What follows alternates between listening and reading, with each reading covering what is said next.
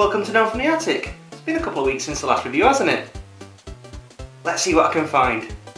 Today I'm going to be looking at a game that I'm sure many of you have never even heard of before. In fact, it is one of the rarer games in my collection. However, it is an absolute blast and one of my firm favourites. This is Tumble by Pressman Games. Let's get this down and have a look at it.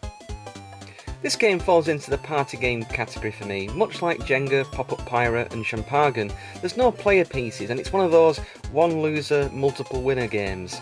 You can play this with 2 players or a whole group of people. Opening the box, you see that there's quite a few components to this game, but don't worry, setting this up is easy. These legs go into the base and you connect the side struts to the top and lower trays.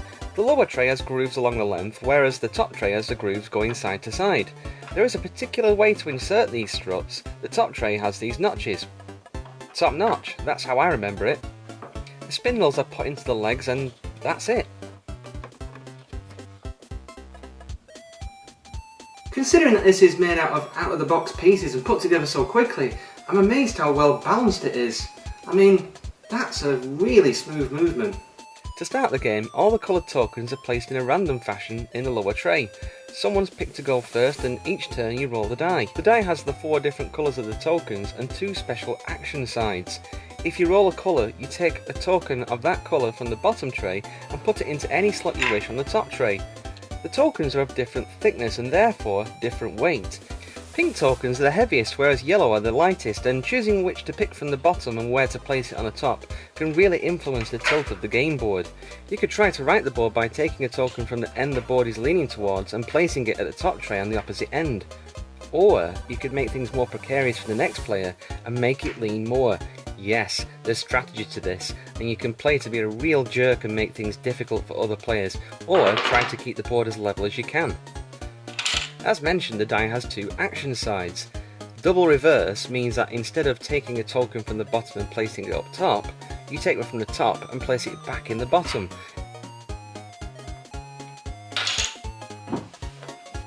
Again, with this you can take a token that's desperately trying to right the board and stick it back to where it will pull the board further over. The other action on the dice is tilt. This action can really change the way a game is playing. When tilt is rolled, the player must then tilt the board so the bottom tokens roll to the other end of the board.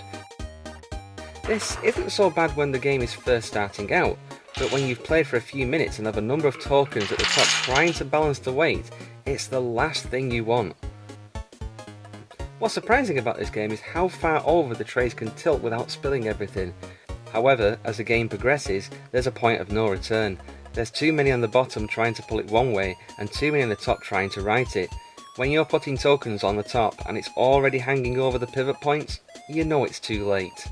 The board spins and sends the tokens everywhere. The person who tilted the game is the loser and everybody else wins. Rounds typically last 5 to 10 minutes, but if you're playing to keep it balanced, it can carry on a little longer. This is a type of game that is accessible to all ages, and players will want to play a few rounds of it. It's just a simple and fun game to bring out. As I mentioned at the start of this review, this is one of the rarer games that I own, but it is absolutely worth picking up a copy. They do occasionally come up on eBay. If you like games like Jenga, consider giving Tumble a whirl. You absolutely won't regret it. Thanks again for watching. I'll talk to you again soon.